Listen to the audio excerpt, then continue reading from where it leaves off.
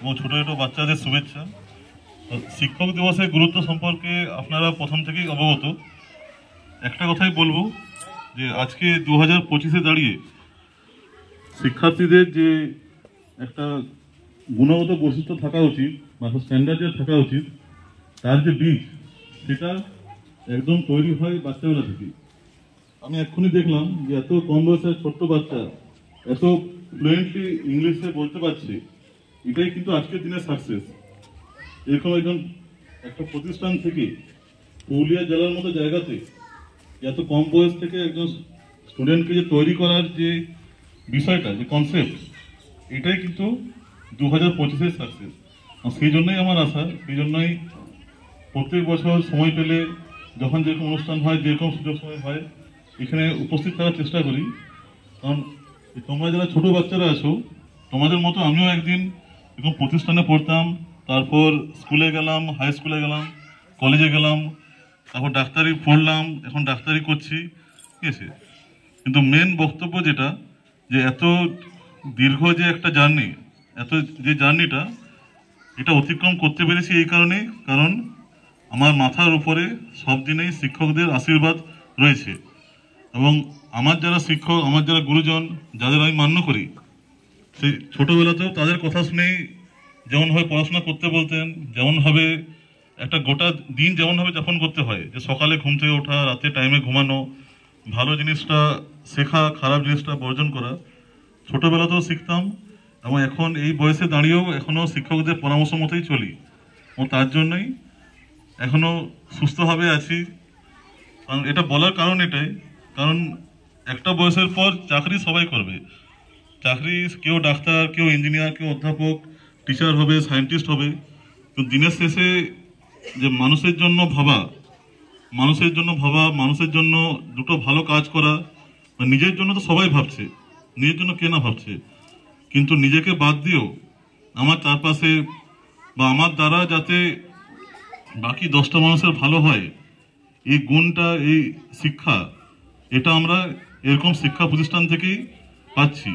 এবং সেই জন্যই যাতে ছোট ছোট বাচ্চাদের সাথে যাতে দেখা হয়, এবং আমি নিজেও যাতে শিখতে পারি ও নিজেকেও যাতে পরবর্তীকালে ভালো মানুষ হিসেবে গড়ে তুলতে পারি, তার জন্যই আমার আশা। এটাই বলবো। এই জন্য সিদ্ধার্থ দাকে অসংখ্য ধন্যবাদ, কারণ ওনার মাধ্যমে আমার পরিচয় হয়েছে এখানে। প্রত্যেক বছরই বারবার আসবো।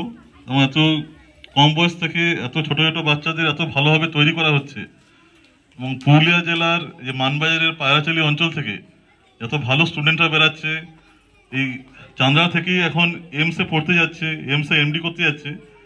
এটা মানে বাকিদের কাছে এটা একটা স্বপ্নের মতো।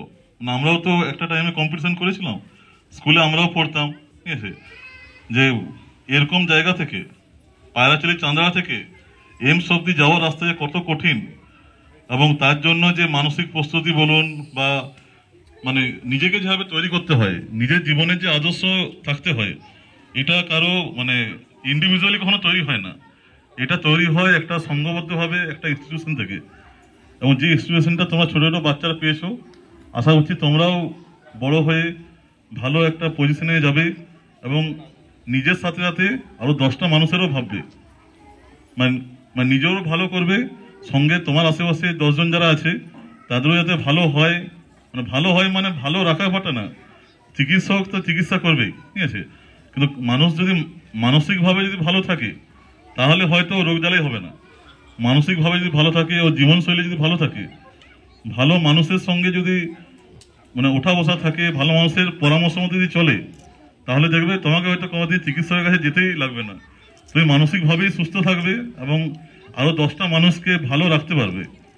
এবং এই যে এত কিছু কথা বললাম, এইসব শেখার যে মানে শেখা যায় এই প্রতিষ্ঠান থেকে। মানে অনেকদিন ধরে তো আমার চেনা পরিচয় এখানে, মাঝে মাঝে আসা হয়। শিক্ষকরা তোমাদের যেটা বলবেন, এটা শুধু ছোট বাচ্চাদের জন্য, ঠিক আছে, যে শিক্ষকরা তোমাদের যেটা বলবেন তোমাদের ভালোর জন্যই বলবেন। তো যেগুলো করতে বলবে সেগুলো পাই টু পাই করবে, আর যে অভ্যাসগুলোকে, যে কাজগুলোকে করতে বারণ করবেন, সেগুলোকে না করার থেকে মানে যত পারবে দূরে থাকবে। কারণ হয়তো তুমি এখন বুঝতে পারছো না যে কেন তোমাকে বারণ করেছে, কিন্তু 10 বছর পরে বুঝতে পারবে যে তোমাকে এই কারণেই বারণ করা হয়েছিল।